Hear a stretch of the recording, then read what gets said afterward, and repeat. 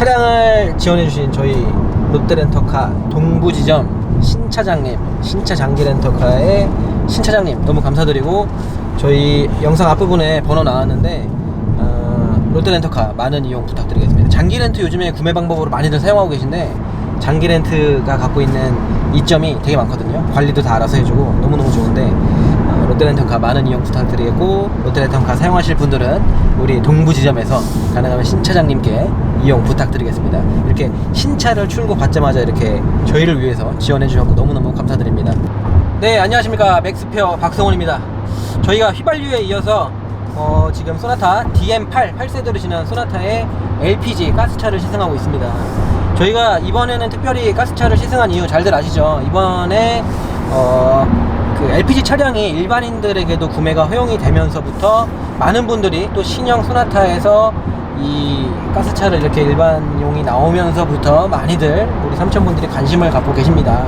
뭐 경제성이 좀 더 있기도 하고 하다 보니까 가스차에 많이들 관심을 갖고 계셔서 저희가 이번에 특별히 소나타의 가스차 버전도 시승을 하게 됐고요. 우선 뭐 이 소나타에 대한 뭐 많은 운동 설명부터 시작해서 다양한 내용을 저희가 휘발유 차에 설명해서 말씀을 드렸었기 때문에, 이번에 이 소나타 가스차는 비교적 조금 간단하게 다뤄보려고 합니다. 차이점에 대해서만 설명을 드릴 계획이고요. 우선 엔진이 기본적으로는 같은 엔진이 들어가 있습니다.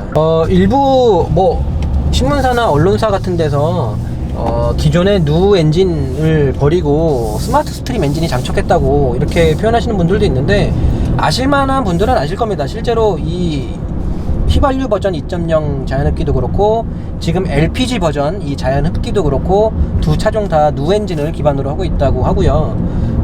휘발유 버전 같은 경우는 EGR이 장착돼서 가솔린 EGR 하면 좀 많은 분들이 낯설어 하시는데, 가솔린에 장착된 EGR 같은 경우는 제가 휘발유 버전에서 정말 길고 자세하게 설명을 드렸었는데, 짧게 말씀드리자면 그 질소산화물을 줄이기 위한 목적의 EGR이 아니라, 가솔린에 장착되는 EGR은 통상적으로 기관의 열 효율 개선을 위해서 장착하는 경우가 많습니다. 가솔린 기관에 EGR을 장착하게 되면 크게는 두 가지 이점을 볼 수가 있는데, 우선 첫 번째 이점은 저부하 영역에서는 펌핑 로스가 많이 줄어들게 되고요. 고부하 영역에서는 노킹에 대한 좀 안정성이 올라가게 됩니다. 노킹이라고 하면, 노킹부터 간단하게 설명을 드리면 뭐 많이들 아시죠?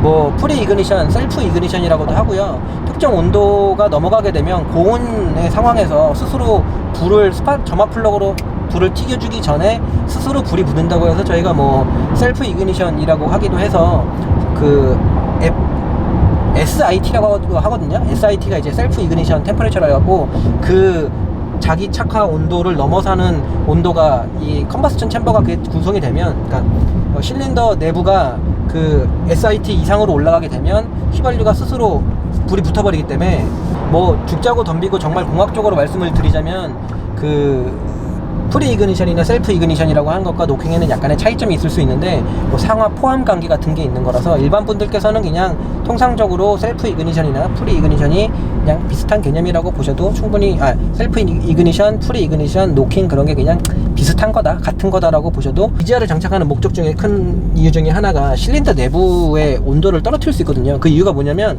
배기가스를 다시 재순환시켜서, EGR이 이제 배기가스 재순환 장치다 보니까 배기가스를 다시 흡기로 집어넣으면은 흡기 쪽에, 즉 신선한 공기가 들어가야 되는 쪽에다가 이미 이산화탄소가 많은 배기가스를 섞어서 넣어주게 되면 어쩔 수 없이 이 그 실린더 내부에서 제대로 된 그 연소가 일어나지 않아서 조금 실린더 내부 온도가 떨어지는 경향이 있어서, 아무래도 실린더 내부 온도가 떨어지게 되면 노킹에 대한 안전성이 좀 더 올라가게 됩니다. 그래서 EGR을 장착해서 흡기 쪽에다가 배기가스를 넣어주면 실린더 내부의 온도가 조금 내려가고, 실린더 내부의 온도가 좀 내려가게 되면 조금 전에 말씀드렸던 SIT, 셀프 이그니션 템퍼레처라는 그 임계치, 스레숄드 밑에서 놀기 때문에 노킹에 대한 안정성이 올라가는 게 한 가지 있는데, 근데 그거는 휘발유 차일 때 해당이 되고요.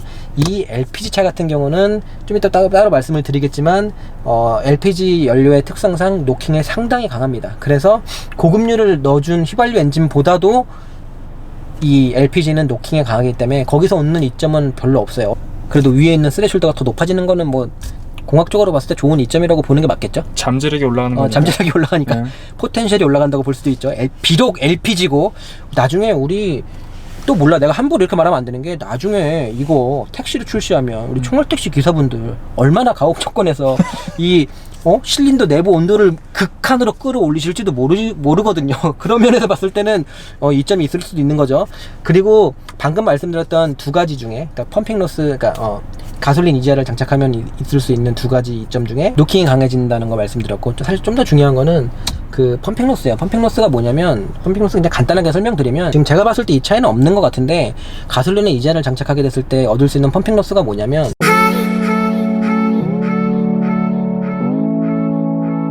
이게 2.0 휘발유 엔진에는 그 펌핑 로스를 줄이기 위한 EGR이 장착이 되어 있고요. 지금 이 LPI 엔진에는 찾아봤더니 어디에도 설명이 없고, 여기에 대해서 말씀을 해주신 분이 별로 없는 것 같아요. 제가 못 찾았을 수 있는데, 제가 찾은 바로는 이 스마트 스트림에 적혀있는 누 엔진 2.0 LPI에는 EGR이 장착되어 있는지 안 되어 있는지가 안 나와 있어요. 그래서 제가 지금 엔진 커버 뜯고 다 찾아봤거든요. 근데 찾아볼 수가 없어요. 지금 제가 보기로는 지금 이 LPI 엔진에는, 가스차에는 이 EGR이 장착이 안 돼 있는 것 같고, 휘발유 버전에만 장착이 되어 있는 것 같은데, 혹시라도 이 2.0 LPI 버전에 EGR이 장착된 걸 확인하신 분들은 말씀해 주셨으면 좋겠어요. 제가 찾아본 바로는 못 찾았기 때문에 아마 없는 것 같거든요, 이게. 그리고 좀 서론이 길었는데, 엔진을 볼 때 제가 제일 먼저 보는 리스폰스 있죠. 2.0 휘발유 엔진 같은 경우는 리스폰스가 상당히 느렸습니다. 정말 늦은 리스폰스였기 때문에 답답할 정도로 엔진의 리스폰스가 느렸었는데, 반응성이, 한번 LPG 엔진은 어떤지 볼까요? 기본적으로는 같은 엔진이거든요. 연료만 다른 걸 사용하고 엄청 빠릅니다, 휘발유에 비해서. 즉 지금 LPG를 연료로 사용하는 이 LPI 엔진은 엔진 반응성이 정상적인 휘발유 엔진의 모습을 보여주고 있습니다.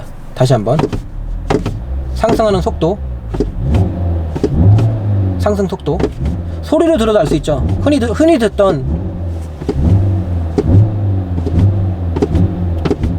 제 악셀 소리 들리시죠? 카메라 마이크에 다리도 나오고 있어.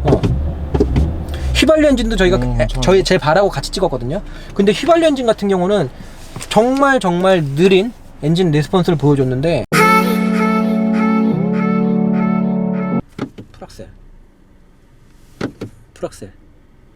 풀악셀 이 뭐죠? 좀 더 길게 밟아볼게요. 풀악셀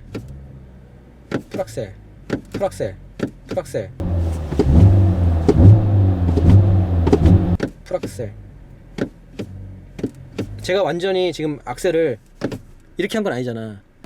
LPI는 비록 6마력이 딸리지만, 최고 출력은 6마력이 딸리지만 훨씬 더 괜찮은 엔진 리스폰스를 보여주기 때문에, 오히려 펀드라이브나 좀 이렇게 답답하지 않게 운전함에 있어서는 6마력 부족한 LPI가 좀 더 낫지 않나 하는 생각이 들 정도로 좀 더 괜찮은 것 같아요. 올라가잖아. 휘발유 엔진은 이렇게 하면은 꿈쩍도 안 해요. 예. 이런 면에서는 전 차라리 LPI가 나은 것 같은데요. 차라리. 예. 의외인데. 보통 LPI는 좀 더 멍청한 거나 좀 더 효율이 떨어지거나 좀 더 재미가 없거나 뭐 이런 느낌적인 느낌 많으실 텐데, 휘발유가 조금 더 느낌적인 느낌으로 남자답고 조금 더 내추럴리 에스퍼레이티드, 저기다가 실린더 입구에다가 그 스로틀 바디가 열리는 데다가 직접 그 매드맥스 나오잖아, 영화. 그 버터플라이 플랩 열리는데 거기다 대고서 휘발유 푹 빨아내면 푹 붙는 거. 실제로 인젝터가 그렇게 뿌리거든. 그 위치에다 그렇게 뿌려. 인젝터는 불꽃 아니야? 그거는 점화 플러그. 인젝터는 그렇지. 연료 분사 장치인데, 근데 그렇게 뿌려주거든. 맞아.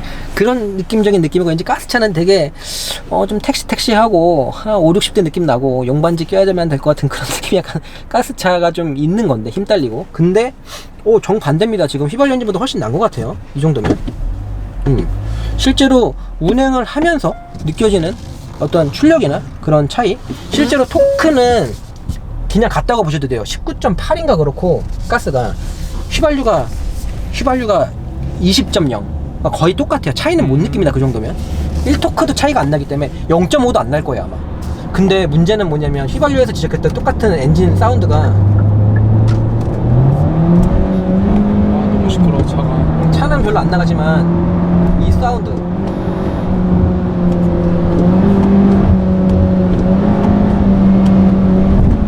엔진 터질 듯한, 총알 택시에서 많이 듣던 그 사운드죠.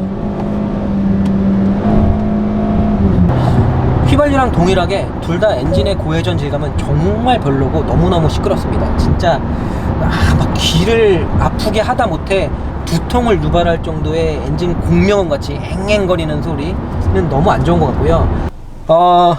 휘발유 엔진 같은 경우는 그냥 시대에 뒤떨어진 엔진을 사지 마시라고 했는데, 이 차는 좀 해당이 안 되는 게 LPI잖아요. 가스차는 선택권이 없어요. 네, 지금 LPG를 연료로 사용하는 이 LPI 엔진이 들어간 소나타를 구매를 하실 그 소비자분들께서는 그냥 뭐 사셔도 크게는 무리가 없을 것 같습니다. 휘발유 엔진 같은 경우에 다른 대안인들이 있고, 좀 있으면은 다른 엔진 라인업들이 많이 추가가 되기 때문에 그쪽을 선택하는 게 훨씬 이득이 될 수 있고, 뿐만 아니라 지금 현재 장착된 2.0 NA 휘발유 엔진이 너무 좀 울거먹기 엔진이기도 하고 출력도 부족하고 여러 면에서 좀 부족하기 때문에 제가 좀 사지 마셔라 라고 말씀을 드렸었거든요. 심지어는 얌전하게 운전하신다고 하더라도 사지 마시라고 제가 말씀을 드렸었는데, 지금 이 LPI 같은 경우는 뭐 엔진의 선택권이 거의 없다시피 하기 때문에 어차피 이 2.0 자연흡기 누 엔진에만 이 LPI가 적용이 될 것으로 보여지기 때문에 그냥 사실 분들은 사셔도 될 것 같고요.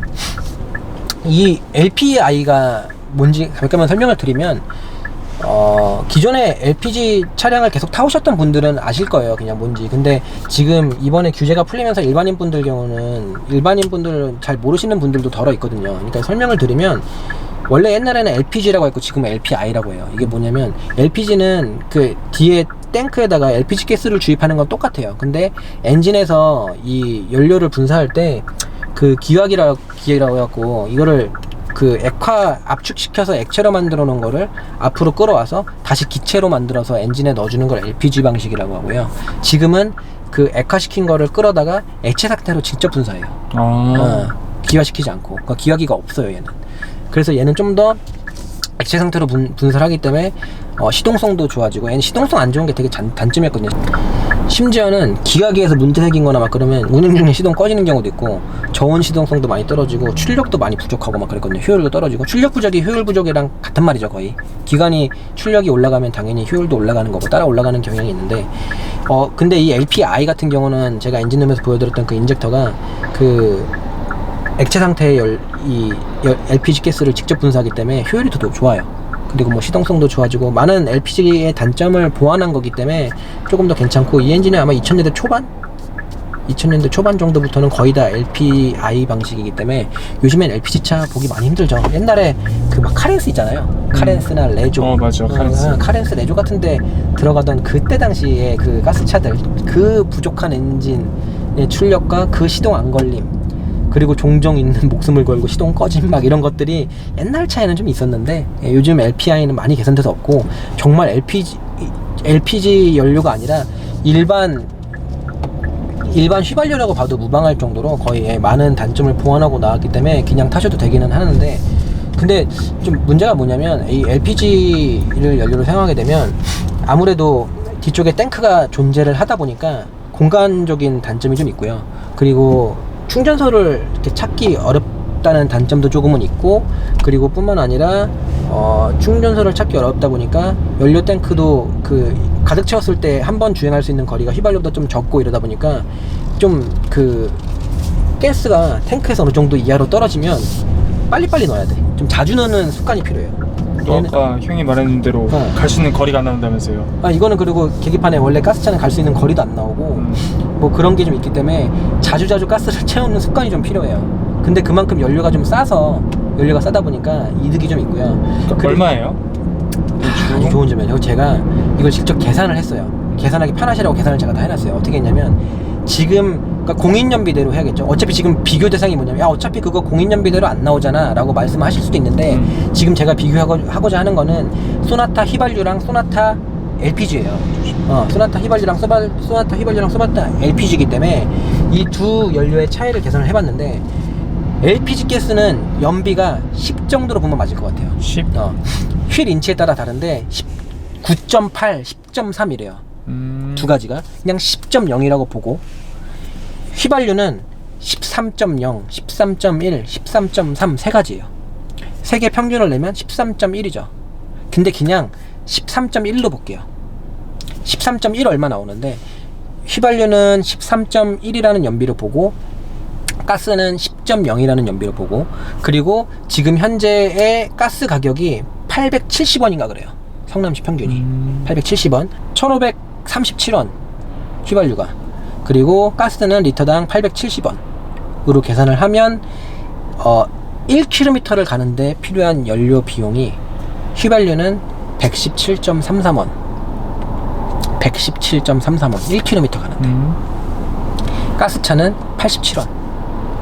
그러면 1km를 가는데 차액이 얼마가 발생하냐면 30.33원.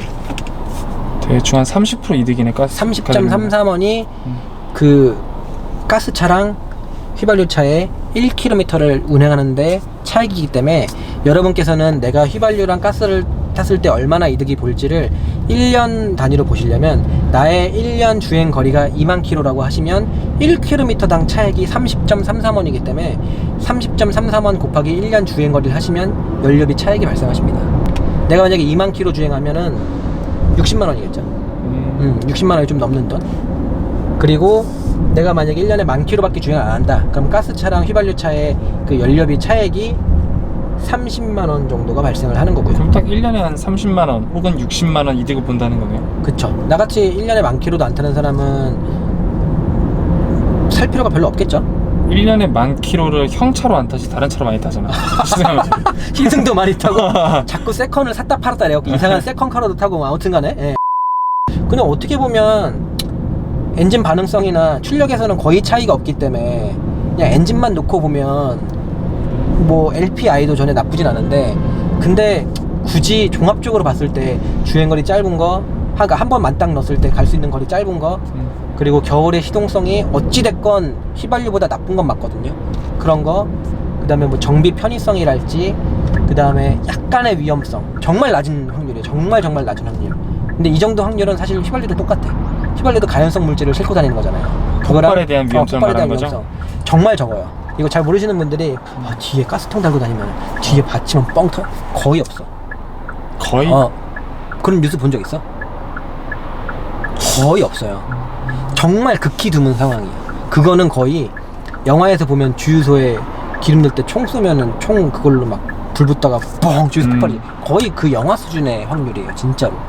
LPG 가스가 안전장치가 다 돼 있기 때문에 충격이나 이런 거에도 되게 안전하게 돼 있기는 해요. 하지만 굳이 따지자면은 그래도 뒤에 고압의 가스를 액화시켜서 갖고 다닌다는 거, 그런 거에 대한 것도 있기 때문에, 그리고 충전소 찾기 힘든 거, 종합적으로 봤을 때는 결국에 편한 거는 휘발유가 편하기 때문에, 저는 아직까지는 그냥 휘발유 손을 조금 더 들어주고 싶긴 하고요. 근데 그건 있어. 요즘 또 어떤 분들께서 야 근데 그러면 LPG 가격 오르는 거 아니야? 뻔하지, 정부가 또 올리겠지, 이렇게 생각을 하거든요. 근데 그게 왜 그러냐면 디젤이 그랬어. 디젤이 그치. 원래 이게 약간 나 약간 이제 아재된 거 약간 드러나는데, 사실 저 처음 운전할 때 디젤 가격이 500원 아니었어? 그 정도는 아니야. 저 처음 운전할 때 나 그 정도 아재는 아니야. 나 처음 운전할 때 500원 이런 건 우리 아빠 세대고, 물론 우리 아빠 세대는 휘발유가 300원이었어. 그치. 60 시절. 근데 나 처음 운전할 때 한 700원? 800원? 경우가 그랬어. 그래갖고 진짜 막 휘발유 절반? 근데 요즘은 막 85%에 육박하고 거의 맞아. 똑같고, 막 얼마 전에 그 유류세 인하하고 이랬을 때는 100원밖에 차이 안 나고 막 그랬단 말이에요. 진짜 그 휘발유랑 경유 차이가 얼마 안 났는데, 그런 걸 보면서 경유차가 많아지니까 경유값 올렸잖아. 물론 정부 입장에서 보면 개꿀이지. 엄청나게 경유를 써제끼는데 판매량 중에서도 경유 판매 비율 엄청나잖아. 수입차도 봐봐, 디젤 엄청 많이 팔리잖아요. 근데 그게 세율을 조금만 높여봐, 개꿀이지. 돈 엄청 거치잖아. 개꿀. 물론 그런 건 아닌데, 그래서 사람들이 그걸 경유의 그 히스토리를 보고 분명히 또 LPG가 풀렸으니 LPG를 올리겠군이라고 하는데, 제 생각에는 당분간은 쉽지 않을 것 같아요. 적어도 4-5년 내에는 쉽진 않은 게, 택시라는 존재가 있기 때문에, 택시가 LPG를 사용하기 때문에 그걸 무작정 올리기에는 그럼 나 궁금한 게 가솔린이랑 디젤만 보면은 네. 디젤이 연료가 싸니까 차값이 좀 비싸잖아. 그쵸? 이 LPG는 어때? 가솔린에 비교했을 때 연료가 싸면 이 차값도 비싸? LPG가? 아니야. 그건 아니야? 네. LPG는 아주 좋은 질문이야. 왜 이렇게 양질의 질문을 잘해. 용감하지요. 아니, 이 LPG는 그 기본적으로 가솔린 차량의 그 내연기관을 베이스로 하고 있기 때문에 차 가격에서 일반 휘발유 차량, 이 LPG 가스 차량은 그 가격 차가 거의 없고요. 그리고 그런 이유에서 가솔린 차를 휘발유 차를 가스차로 개조하는 비용도 그렇게 많이 들진 않고 그렇게 어렵진 않습니다. 기술적으로 좀 간단합니다. 그래서 실제로 그런 그 유종 변환도 할 수가 있어요. 덜어합니다. 네. 어렵지 않아요. 네. 또 궁금한 거 있는데 네. 이거는 옛날부터 들리는 썰이야. 네. 가스차는 네. 지금 여기 연료 게이지 있죠. 네. 연료 게이지가 네. 반도 아니고 한 7분의 1 남았어. 네. 한 칸 조금 안 남았어. 네. 그럴 때 출력이 좀 떨어진다라는 막 썰이 있었거든. 그게 아무래도 그 옛날 시절에 그걸 거예요. 옛날 시절에는 연료 펌프가 제가 알기로는 그 옛날 LPG 차는 연료 펌프가 없고 그 기화기가 있기 때문에 연료를 끌어다가 기화를 시키잖아요. 1차 감압, 2차 감압 해갖고 압력을 떨구면서 이 액체를 기체로 바꾼단 말이에요. 그래서 흘려보내는데 탱크에 연료가 별로 없으면 기화시키기가 좀 힘들면 기화량이 좀 딸릴 거고 아마 그래서 출력이 좀 딸린다고 할 텐데 요즘에 얘네들 같은 경우는 액체 상태로 인젝터까지 액체 상태로 가고 액체 상태로 가기 때문에 연료 펌프가 있어요. LPG지만 이 LPI 엔진은 연료 펌프가 있고 연료 펌프가 직접 돌아서 액체 상태의 가스를 인젝터까지 갖다 먹이기 때문에 그런 게 없죠. 이게 LPI의 장점입니다. 그러니까 많이 좋아졌다는 요즘에 요즘에 질문이 좋아. 그런 질문 많이 하네. 아무튼 상식으로 알고 계시면 좋고요. 그리고 뭐 시동성이 왜 떨어지냐면 LPG 가스의 주성분이 부탄하고 프로판이고 프로판 같은 경우는 끓는 점이 영하 43도 막이래요. 그러니까 43도? 43도가 끓는 점이기 때문에 우리 그 외기 온도가 영하 43도 밑으로 떨어지지 않으면 그 전에는 얘가 상온에서 잘 기화가 되거든요. 액화시켜놨던 게. 근데 문제는 부탄이거든요. 부탄은 끓는 점이 0.5도예요. 거의 0도씨예요. 0도씨에 애가 끓어버려. 기체가 돼버려요.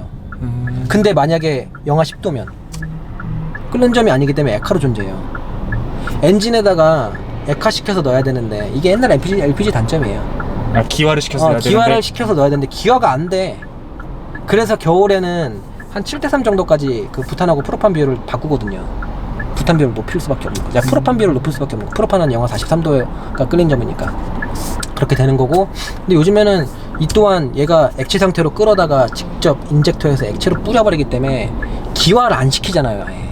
그래서 더 LPI 엔진은 좋은 시동성도 좋아지고 액체 상태로 갖다 뿌리기 때문에 제어가 좀 더 쉬워요. 컨트롤이 쉬워. 좀 더 기관의 열 효율이 좋아지고 이만인즉슨 연비도 좋아지고 출력도 좋아지고 옛날 차에 비해서 LPI 엔진은 LPG 특성이고 LPG 가스는 뭐 조금 더 부연 설명을 드리자면은 무치죠. 색깔도 없고 냄새도 없습니다. 근데 우리가 흔히 맡는 가스의 냄새는 그 아시겠지만 일부러 넣어놓은 거예요. 저거를 위험하니까 냄새 나라고 인지하라고 냄새를 넣는 거고. 휘발유도 똑같아요. 휘발유도 거의 무색인데 그 휘발유 막 노란색이나 고급류 같은 거는 막 초록색을 띠고 있잖아요. 그런 빛깔도 일부러 섞어 놓은 거예요. 염료를 구별하라고. 그리고 아무튼 뭐 이 LPG 가스에 대해서 뭐 간단하게 설명을 드렸고, 그리고 LPG 가스가 또 액화를 시키면 이게 자동차 연료로서 선택을 받은 이유가 전국에 전 세계적으로 봤을 때 뭐 터키나 몇 개 국가가 LPG 차량을 타긴 하는데 저희가 잘 알고 있는 유럽 국가나 미주 이런 데는 거의 없어요. LPG를 연료로 사용하는 게. 기름이 싸니까. 근데 한국은 그 정책적으로 이 LPG 가스를 사용했잖아요. 택시에도 사용하고 국가유공자나 연료비가 싸기 때문에 국가유공자 장애인들한테 혜택을 주는 개념으로 LPG를 허용을 했는데, LPG를 자동차 연료로서 사용할 수 있었던, 내연기관의 연료로서 사용할 수 있었던 가장 큰 이유 중에 하나가 또 뭐냐면 압축이 쉬워요. 생각보다 압축을 해서 액화로 하는 게 쉬워. 엄청 고압이 필요하면 탱크도 경고해야 되고 위험할 수가 있잖아요. 이 압이 그렇게 세지 않아도 돼요. 그래서 그나마 좀 쉽게 이 연료를 압축을 할 수가 있다는 장점이 하나가 있고, 또 한 가지가 이 기체를 액화시키면서 압축되는 비율이 250배예요. 250배. 그러니까 예를 들어서 페트병 한 개에 들어있는 액화 이 LPG 가스는 기체로 만들었을 때 이 1리터짜리 병이 250리터, 250개의 병에 들어있는 기체와 같은 거지. 250배가 압축이 돼요. 액체로 했을 때. 만약에 액화시켰을 때 한 100배밖에 압축이 안 된다고 하면 지금 현재 이 차에 갈 수 있는 거리가 2.5배 줄는 거야. 그럼 자동차로 쓰기에는 조금 문제가 생겼겠지. 뭐 이런 LPG에 대한 설명을 간단하게 드렸고요. 그리고 뭐 나머지 것들은 충전소 찾기 어려운 거랑 한번 완땅 넣었을 때 주행거리 조금 부족한 거 말고는 일반적으로는 그냥 그 휘발유 차랑 비슷하다고 보시면 될 것 같아요. 그리고 뒤에 이번에 현대기아 최초로는 그 본배가 연료 탱크가 크게 들어가 있는, 렌트카 타보셨을 때 있었던 그 큰 동그란 탱크가 아니라 도넛 형태로 밑에 스페어 타이어 자리에 들어가 있기 때문에 그 트렁크 공간 훼손도 비교적 적고요. 예. 그래서 그런 면에서는 뭐. 그럼 얘는 스페어 타이어가 없는 건가? 스페어 타이어 원래 없어요, 요즘에 다. 타이어 수리 키트가 들어있어요. 휘발유 차도 그렇고. 예. 다 그렇게 되어 있기 때문에 그냥 뭐 그 정도만 아시면 될 것 같고요. 그래서 본인이 주행거리가 좀 많으신 분들께서는 괜찮을 수가 있죠. 왜냐면은 뭐 주행거리가 난 4만 킬로다, 영업직 분들 계실 수 있잖아요. 4만 킬로다라고 하면 1년에 3, 40이 120만 원이 세이브 되니까 지금 이 차값이 비싸지가 않잖아요. 이 차가 막 수입차처럼 5천만 원, 6천만 원짜리 차라고 하면 고작 1년에 뭐 100만 원 아끼려고 그러나 싶겠지만, 지금 이 차 같은 경우는 지금 차값 자체가 3천만 원도 안 하는 차고, 보통 LPG 차를 구매하시는 분들은 또 더 낮은 급으로 구매하시는 경우가 많거든요.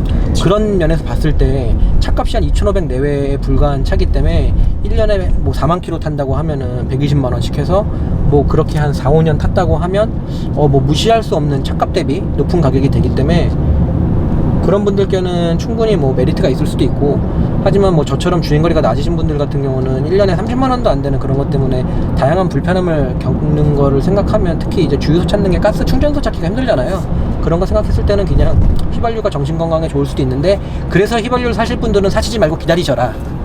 기다렸다가 진정한 스마트 스트림 CVVD가 들어간, 듀레이션 기술이 들어간 신형 엔진들이 나오면 1.6 터보랄지 뭐 2.5 터보도 나온다고 하는데, 그런 거랄지 뭐 N이 나온다는 얘기도 있는데, N이 나온다랄지 다른 라인업을 사시는 거를 강추를 드리고요. 지금 거는 저는 별로 과격하게 운전 안 하는데 그냥 사면 안 되나요? 네, 사지 마세요. 나 이거 지금 출력이 좀 부족하다고 했잖아. 출력이 이렇게 출발을 해보면, 출발 딱 해보면 뭐가 부족해? 일상용에서 뭐 부족하지 않네. 잘 봐. 부드럽게 가속 잘 되네. 쭉 밀어주네. 뭐 부드럽게 타는데 충분하지라고 생각하실 수도 있는데, 문제가 뭐냐면 정속주행 고속도로에서 한 100km 정도를 하다가 옆에 있는 추월하려고 악셀을 지그시 밟잖아요. 차가 반응을 안 해. 지그시 밟으면 반응이 없어. 좀 더 밟으면 킥다운 하면서 엔진이 RPM이 뛰어버려. 그러니까 힘이 너무 딸리다 보니까 추월이 힘들어서 엥 해야지만 차가 좀 추월이 되는. 원래 그 터보 엔진들은 낮은 RPM에서도 높은 토크가 나오는 게 특징이고요. NA 자연흡기 휘발유 엔진 같은 경우는 LPR도 똑같지만, 자연흡기 엔진 같은 경우는 RPM이 올라야지만 나오기 때문에 지금 이 차가 내뿜을 수 있는 20이 조금 안 되는 최대 토크가 6000 RPM이 돼야 나와요. 최대 마력인 146마력도 거의 6000 RPM이 가야 나와요. 그래서 정말 엔진을 조져야 나오는 힘이 146마력인 거지, 실용 영역 구간에서는 정말 낮은 힘이 나오기 때문에. 그리고 저 또 하나 좀 하고 싶은 얘기가 뭐냐면, 내연기관에 관심 갖고 있는 우리 삼촌분들 되게 많고, 우리 공대생 분들이 계실 수도 있잖아요. 그리고 뭐 정비사 분들이 계실 수도 있는데, 이 LPI 엔진이 한국에서만 많이 사용하잖아요. 근데 원래 이 공학적인 거를 찾아보다 보면 국내 자료가 많이 부족해서 해외 자료를 많이 볼 수밖에 없고, 그리고 뭐 그 IC 엔진 관련된 정보 같은 것도 다 원서가 많단 말이에요. 미국 원서가 특히 많아요. 내연기관이 좀 많이 발달해 있다 보니까 그 뭐 인터널 컴버스천 엔진 펀더멘탈 이런 거 교재 찾아보면 다 원서가 많은데, 근데 그렇게 어렵진 않았고 우리 삼촌분들이나 다 보실 수 있거든요, 관심 있는 분들이. 근데 그런 걸 찾아보면 거기에 그 제일 유명한 책이 두 가지가 있어요. 두 가지 양대 산맥이야. 그 내연기관 책 쓴 미국 교수님 양대 산맥이 있는데, 그 중에 더 유명하신 분이자 한국 그 많은 대학교에서 쓰는 책들이 기계공학과 나오면 다 보셨을 텐데, 헤이우드 교수님이 쓴 책이 있거든요, 내연기관 책. 근데 그게 1000페이지짜리인데 거기서 이 LPG를 연료로 사용하는 내용이 얼마나 나오는지 알아요? 한 페이지. 한 페이지. 네. 되게 적죠. 자세히 알아보고 싶어도 왜 해외에서는 이 엔진을 연료로 사용을 잘 안 하기 때문에 내용이 잘 없어. 그럼 국내에서 찾아야 되는데 아까 말씀드렸다시피 현대 홈페이지 들어가 봐야 테크니컬 데이터가 너무 부족해. 그래갖고 이 차에 EGR이 없는지도 찾아봐도 나오지도 않아서 내가 엔진을 직접 까봐야 돼요. EGR인지 내가 찾아봐야 돼요. 속이 터지잖아.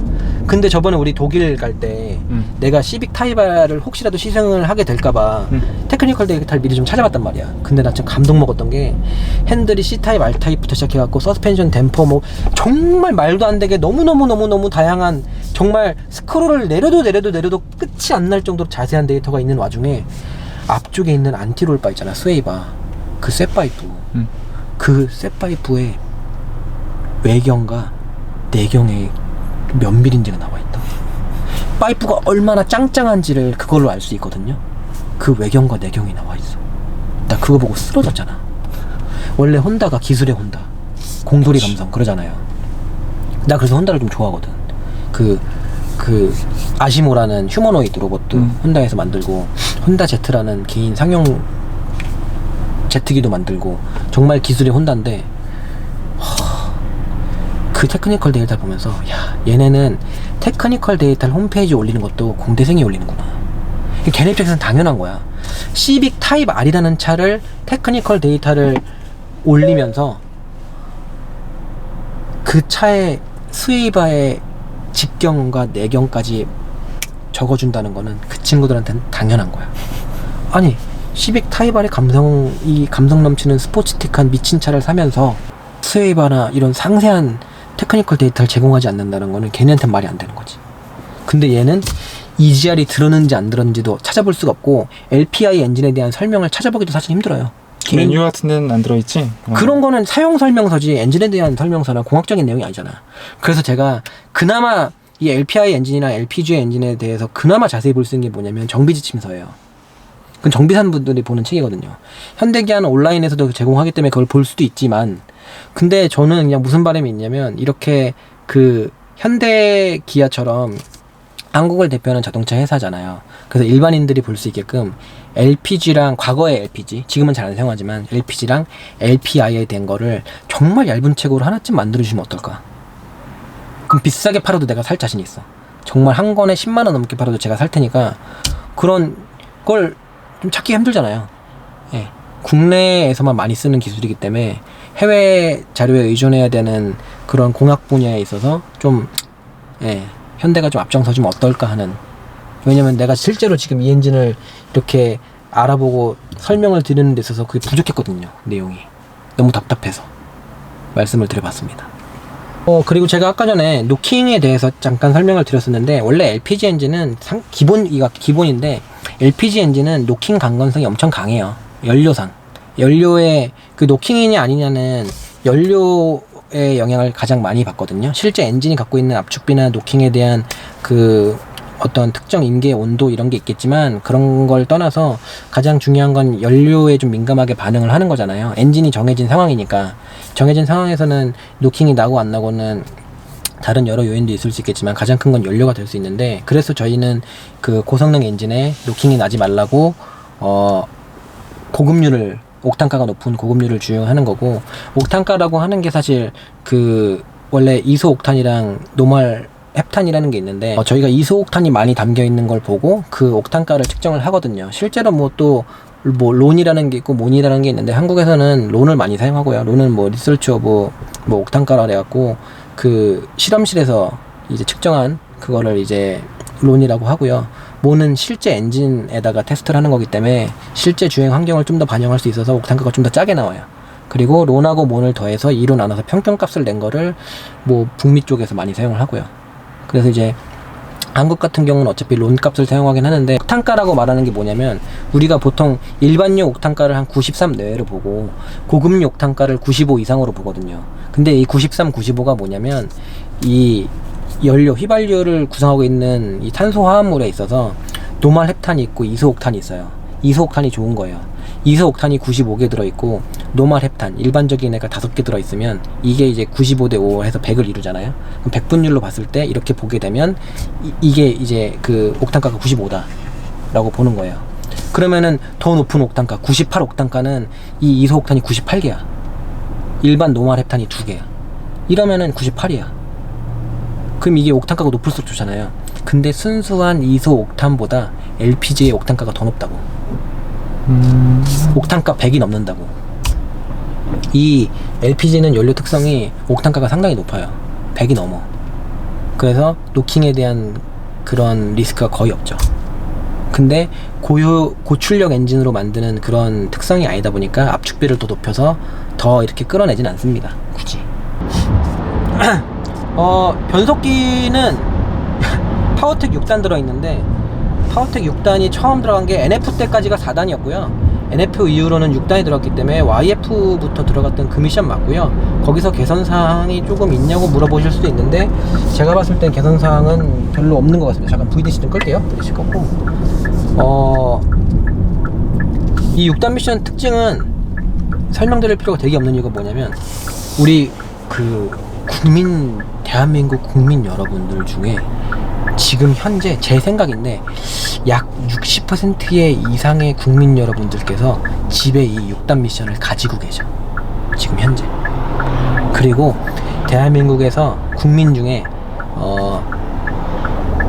약 80%가 이 6단 미션을 한 번쯤은 소유를 해보셨어. 아반떼, K3, 소나타, K5, 그랜저, K7, 요즘에는 K7 다 그랜저랑 8단이 들어가긴 했지만 기존에 다 6단이었고 SUV로 보면은 소렌토, 스포티지, 산타페, 투싼 전부 다 원래 6단이었고 오랫동안 그 6단을 사용해왔었고 투싼 IX 때부터 계속 그 6단이 들어갔었고 정말 현대기아 차 중에는 정말 이렇게까지 많은 차에 들어갔던 똑같은 미션이 거의 없기 때문에 특성도 거의 그대로 유지가 되고요.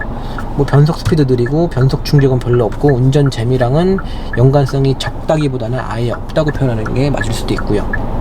이게 바로 그 현대기아의 6단의 특징인데 오늘날 이 시점에 이걸 왜 넣어준 이유는 뭐냐면 뭐 엔진의 특성이 이거랑 어울린다 그래도 그냥 넣었다 이런 건 다 필요 없고 그냥 어떻게 보면 약간 재고떨이 느낌 약간 섞어서 그리고 소나타 초반에 차 잘 모르는 삼촌들이 줄 서서 산다는데 에라 모르겠다 여기서 돈 좀 땡기자 에라 모르겠다 돈 좀 땡기자 그게 6단의 이유입니다. 곧 안 넣어. 이제 바뀌어. 엔진 바뀌면서 다른 건 다 8단 같은 거 들어갈 거예요. 일단 이거 한번 보여드릴게요. 지금 일상 그냥 가볍게 가속할게요. 60이고요 70까지 가속했습니다. 지금 RPM 보이죠? 1500 약간 아래 있는데 자 페달로 또 쳐볼게요. 다운 업 다운 업 다운 전례로 지금 업 다운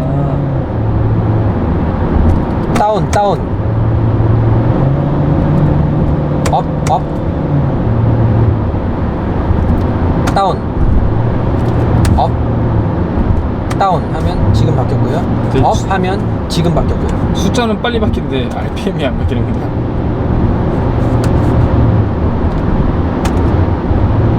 웃기네. 숫자 먼저 바뀌어. 업시프트가 유독 느리죠. 업시프트가 다운은 그래도 근데 업은 너무 늦게 지금 이렇게 되니까 그래서 뭐 운전 재미랑은 뭐 많이 거리가 좀 이게 버튼식이라서 그래서 이 패들이 마련이 된 거고요. 뭐 눈길이나 2단 출발을 해야 되는 경우도 있고 내리막길에서는 저단계열 몰려서 엔진 브레이크를 사용해야 되는 경우도 있기 때문에 옛날 차들도 자동 미션 같은 경우는 밑에 L 같은 거 있어서 로우 기어라든지 숫자 2단에서 2단 출발을 지원을 다 했기 때문에 그런 주행 환경이 있을 수가 있어서 수동차가 아닌 자동 미션은 반드시 저단 기어를 운행할 수 있는 조건을 제공을 해줘야 되고요. 그러다 보니까 여기서 뭐 버튼으로 만들긴 힘들어서 PRND만 냅두고 패드를 이용해서 단수를 직접 조절을 할 수 있게 해놓은 특징이고요. 원래 보통 이제 자동이 오토여도 네. 기어를 매뉴얼로 둔 다음에 패드를 놀잖아요. 얘는 매뉴얼 뭐 버튼 같은 게 없는 거예요? 이건 따로 없어. 그냥 D인 상태에서 누르면 바로 패드를 치면 바로 숫자로 바뀌어요. 다시 보여드릴게요. 제가 한번 보여드리면 여기에 지금 D 되어 있잖아요. D레인지 보이죠? D레인지 여기 계기판이 떠 있잖아. 이거에서 아무거나 플러스나 마이너스나 누르는 순간 현재 단수로 바뀌어요. 그냥 바로 일단, 메뉴로 바뀌는 거네. 근데 여기서 이게 다시 D로 돌아오려면 어떻게 하냐면 세 가지 방법이 있어요. 세 가지 조건 값이 맞아야 되는데 첫 번째 플러스를 길게 누르면 돼요. 지금 3이잖아. 플러스를 길게 누르면 D로 바뀌어요. 봤죠? 업시프트를 업시프트를 길게 누르면 거 하나. 또 하나는 정석 주행이 5초 이상 지속되면 돼요. 이렇게 돼도 2단이 지금 물려 있지만 이 상태에서 정석 주행을 계속 5초 이상을 진행을 하게 되면 알아서 D레인지로 옮기게 되고요. 또 하나는 시속 10km 이하로 떨어지게 되면 지금처럼 계속 속도를 줄이면 D로 바뀌게 되고요. 세 가지 조건이 있습니다. 그렇게 되면은 D로 바뀐다는 거 알고 계시면 되고, 그러니까 쉽게 말씀드리면은 딴 거보다는 그냥 플러스 누르면 되는 거죠. 이렇게 해서. 근데 여기에 손이 잘 안 가는 게 패드를 써서 RPM을 올리면 지금처럼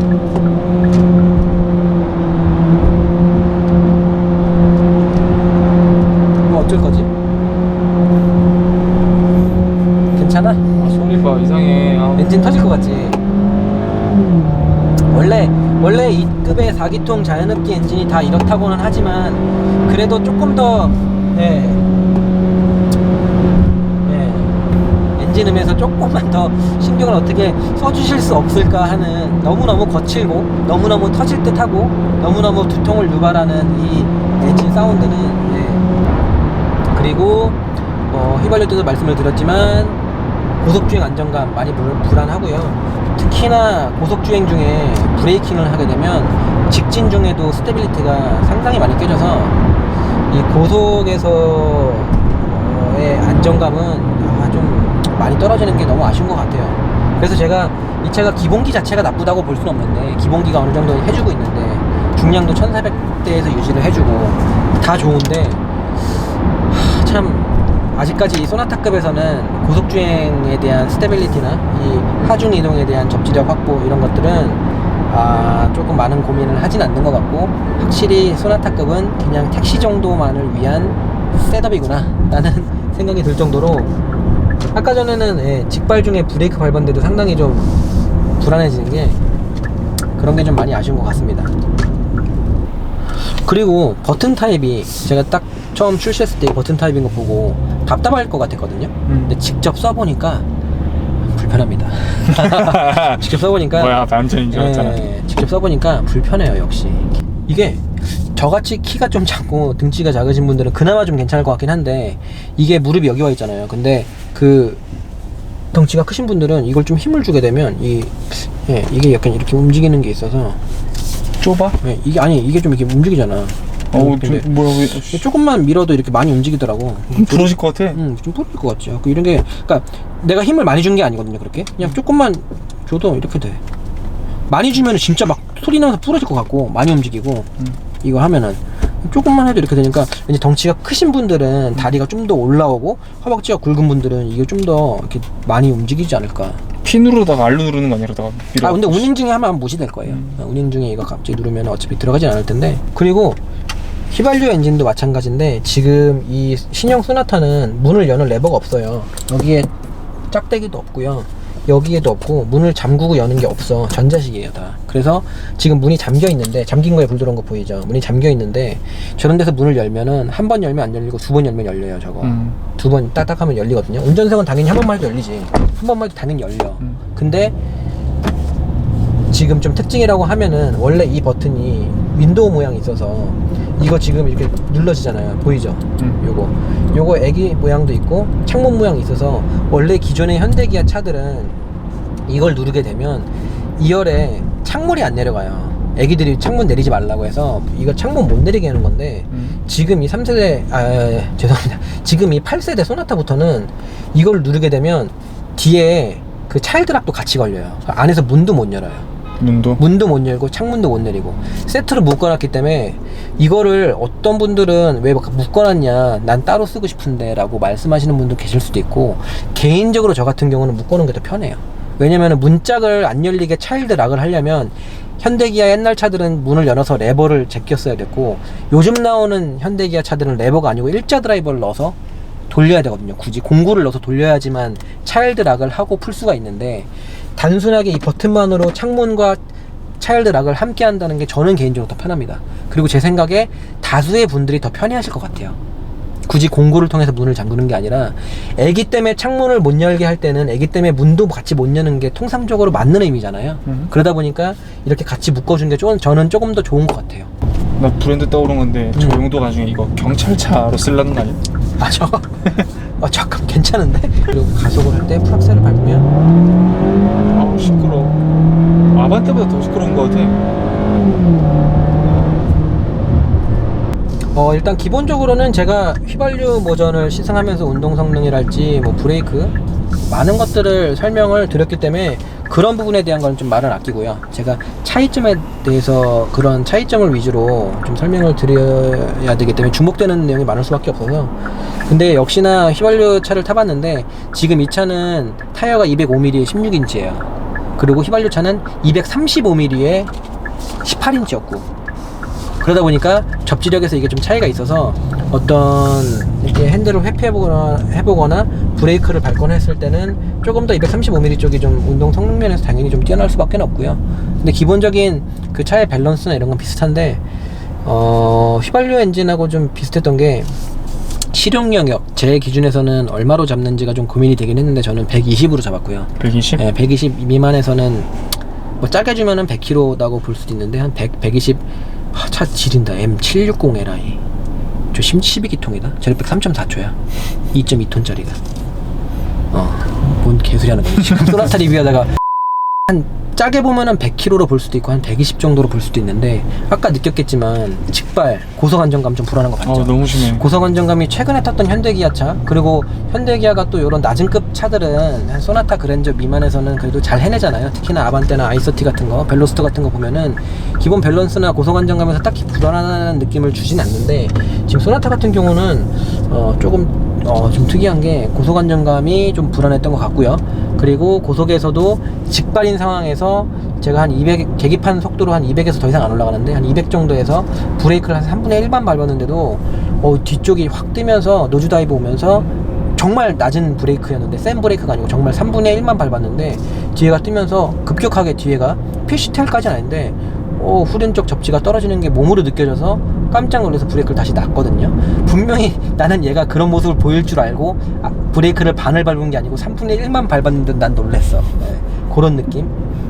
되게 아무래도 좀 저속에서는 브레이크 괜찮았거든요. 저속에서 실제로 낮은 영역에서 한 6, 70에서 브레이크 풀로 밟아지기면 생각했던 것보다는 잘 쓰더라고요. 그래서 그런 거는 좀 마음에 들었었는데 확실히 속력이 어느 정도 올라가서는 거기서의 움직임이나 브레이크나 모든 이런 운동 성능이 하중 이동에 대한 대처 능력이 좀 떨어지는 것 같아서 그런 부분은 좀 아쉬웠던 것 같고 아무래도 제가 봤을 때 만약에 소나타 스포츠가 나온다면 좀 더 괜찮은 댐퍼랑 이 서스펜션 셋업을 가지고 고속 영역까지 잡아낼 것 같고요.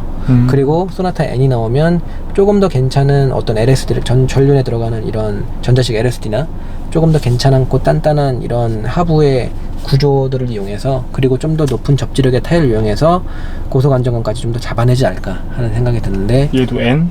소나타 N? 네, N이 나온다는 얘기가 좀 있는데 그래서 지금 제 생각에는 좀 아직까지는 좀 부족한 게 아닌가. 이게 바라보는 시각에 따라 다르죠. 왜냐면 소나타잖아요 지금 타고 있는 차가. 정확히는 뭐죠? 택시. 우리 국민들의 발이 되어줄 택시. 나중에 궁금하시면 얼마 안 걸릴 거예요. 옛날에 양치기소년이죠. 현대가 양치기소년. 옛날에 거짓말 쳤을 때 정확히는 거짓말이자 뻥 맞죠. 일부는 사기라고 했어요. 아니 이렇게 고급스러운 LF 소나타를 감히 택시로? 노노노 걱정하지 마세요. 저희 현대자동차는 절대 이 고귀한 소나타를 택시로 출시하지 않습니다라고 해놓고 1년이 안 걸렸거든요. 택시 출시까지. 근데 지금도 똑같은 얘기를 또 하고 있잖아요. 근데 실제로 출시할지 안 할지 모르지만 저 개인적으로는 당연히 출시를 할 것 같고요. 제가 이 차의 움직임에 평가하는 데 있어서는 그렇게 뭔가 기준을 높게 잡거나 하진 않았고요. 그냥 평범한 소나타라는 걸 기준을 잡고서 접근을 했던 건데 그렇게 봤을 때 그냥 일상 영역에서는 평범한 움직임 100에서 120 미만에서는 괜찮은 밸런스, 괜찮은 브레이킹이라고 생각을 하지만 고속 영역에 갔을 때는 고속 안정감 좀 많이 떨어지는 것 같고 이 브레이크 했을 때 특히나 무게중심이 앞으로 쏠렸을 때는 이 안정감이 좀 많이 깨지지 않나 하는 그런 생각이 듭니다. 아까 직선에서 그 정도였다면 코너 들어가서 코너링 중에 브레이크 들어가면은 여타의 현대기아보다는 조금 더 심한 이 불안함이 있지 않을까 하는 생각이 듭니다. 저는 개인적으로. 네, 생긴 거랑 너무 다르게 이게 좀 스포티하게 뽑아놔서 그래. 디자인이 스포티하게 생기니까 많은 분들이 되게 스포티할 거라고 그러니까. 생각하는데, 이 차는 저는 사실 이 차 타기 전에 물어보더라고. 희영이가 형 소나타 어떨 것 같아요? 저는 안 타봤는데 결론을 내렸어요. 이 차 소나타야. 이 차는 하고 있지. 잘 나가봐야 소나타고 완성도가 좋아봐야 소나타야. 소나타 N도 아니잖아. 일반 소나타는 완성도가 어떨지 머리에 충분히 그려집니다. 여러분 차 좀 아시는 삼촌분들 소나타 아직 안 타보셨는데 머리에 그려지시는 그거 있잖아요. 맞아요. 그대로예요. 저희는 지금 소나타를 시승 중이고요. 소나타를 시승했더니 느낌이 소나타였어요. 한 번에 이해되실 거라 아마. 네. 지금 운행을 쭉 해봤는데 딱히 뭐 LPG라고 해서 뭐 느껴지는 건 따로 없죠. 그냥 휘발유랑 똑같고요. 소음도 그렇고 다 똑같은데 오히려 엔진 반응성이 더 빨라서 그냥 운전 재미나 이런 거는 이쪽이 좀 더 나은 것 같고요. 14마력 이게 146마력인가 그렇고 휘발유가 160마력이니까 14마력 정도의 차이가 있는데, 어차피 실용 영역에서는 정말 허약한 엔진이기 때문에 둘 다 휘발유와 LPG는, 그래서 딱히 몸으로 느껴지는 차이는 있지 않습니다. 어차피 최대 토크가 둘 다 20 정도로 똑같고 최대 토크가 그냥 4000rpm 정도에서 뿜어져 나오기 때문에 실제로는 그렇게까지 차이는 없고요. 6500rpm에서 160마력, 6000rpm에서 146마력, 6000 최고 rpm까지 조져서 14마력밖에 차이가 안 나기 때문에 그 미만 일상용에서는 거의 차이가 느껴지지 않아서 실제로 출력 차이는 거의 느껴지지 않는다고 보는 게 맞는 것 같고요. 그리고 뭐 운동 성능이나 뭐 핸들링 다양한 부분들이 비슷한데, LPG를 고르게 되면 어쩔 수 없이 차가 좀 등급이 낮은 거를 고르시는 분들이 많아지시고, 등급이 낮은 걸 고르시면 당연히 18인치의 피렐리 타이어, 235mm 광폭 타이어가 들어가는 일은 잘 없기 때문에 그로 인한 성능 하락은 당연히 있겠죠. 뭐 어때요? 뭐 느껴지는 거 있어? 봤을 때 어때? 너 소나타 지금 휘발유 때 지금 윤감독이 없어서 지금 LPG를 처음 타보는데 타봤을 때 이 소감이 어떤지. 원래 보통은 뭘 느껴지면은 그걸 말을 해야 되잖아요. 너 지금 택시 탔다고 생각하는구나. 느껴지는 게 없어. 왜 카드 리더기가 없지? 현금 맞나 이 사람? 내가 지금 그런 거지. 너한테 택시 타고서 쭉 해서 어디까지 갔는데 택시 타고 나서 내린 다음에 갑자기 느닷없이 시승해보니까 소감이 어때로? 뭐라는 거지 이 새끼. 지금 난 지금 택시를 탔을 뿐인 건데 뭐라는 거지, 이런 느낌이구나 약간. 그리고 확실히 많은 분들은 알아요. 제가 좀 특이한 건데 많은 분들은 옵션을 중요시 하세요. 되게 좋아하시고. 근데 저는 알겠지만 형아, 나는 그 옵션을 별로 신경 안 쓰잖아. 주행 성능을 더 신경 쓰다 보니까 지금 휘발유 버전에 비해서 이 차가 옵션이 좀 다소 부족한 차인데 나는 운전하면서 느껴지는 게 없다, 차이가. 어차피 전혀 없어. 계기판도 똑같고 지금 얘도 지금 들어가 있고 이러다 보니까 지금 휘발유로 이 정도면은 난 정말 충분한 옵션이라고 생각이 되고, 가장 중요한 그 반자율 주행이라고 부르는 그 기능 있잖아요. 저는 감히 반병신 주행이라고 부르는데 누군가는 자율주행면을 바라보고 반자율주행이라고 하겠지만 저는 자율주행이 안 되는 나머지 절반을 보고 이게 시각의 변화거든, 인식의 변화. 저는 감히 반병신주행이라고 보는데, 아무튼 그 기능이 들어가면 엄청 편해요.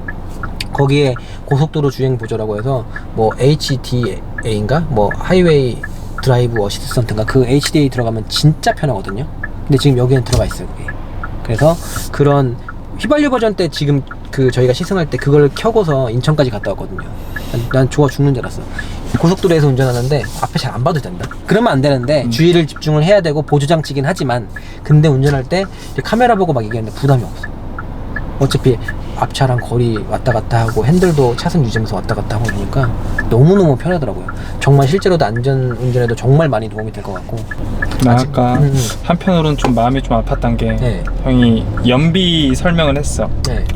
뭐 차값이 5-6천에서 한 100이면은 신경 안 쓰는데 고작 이 3천도 안 되는 차에서 100이면 크다라고 말을 했는데 언제부터 소나타가 3천이면 고작이야.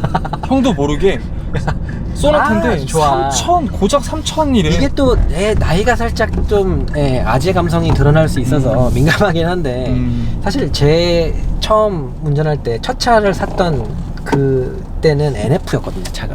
그리고 그때 소나타는 당연히 소나타 스포티지 투싼 얘네들은 당연히 2000 초반이었어. 그러니까 당연히 실제로 그때 그 소나타랑 투싼 스포티지들이 한 2100에서 2200이면은 충분히 괜찮은 중간 옵션을 샀고요. 지금은 이게 가격이 많이 오르다 보니까 당연히 좀 높은 가격이 당연시되는. 그러니까 형도 이제 이거를 납득하고 있는 거지 슬슬 나도 모르게. 현대가 이렇게 날 길들였어. 현대가 어렸을 때 싱싱이를 통해서 우리를 정신교육했지. 그러니까 내 친구 현대자동차. 싱싱 다정한 내 친구 현대 싱싱이 내 친구 현대자동차. 그리고 후방 카메라 화질도 한번 보시면 오지죠. 아, 네, 너무 좋아. 어라운드 뷰가 들어가도 똑같이 깨끗하게 들어가고요. 나 이게 카메라 잡힐지 모르겠는데 정말 내 눈으로 봤을 저 센터페시아 저 화면은 야, 햇빛 들어오는 거 와 진짜 정말 예쁘네요. 진짜 잘 지킨다. 이게 바로 빌트인 캠에도 바로 들어가요. 지금 빌트인 캠에도 들어가고 있는데 다시 한번 후진기하다 보면 좀 이렇게 감동이다 화질은. 카메라를 샀더니 자동차가 왔어요. 약간 에어컨 샀더니 차가 왔어요. 대우차. 그만큼 차가 별로라는 건가? 지금 되게 좋은 카메라야. 난 그랬더니 덤으로 차를 준 거야. 그러니까 난 아이패드를 샀더니 소나타가 온 거야.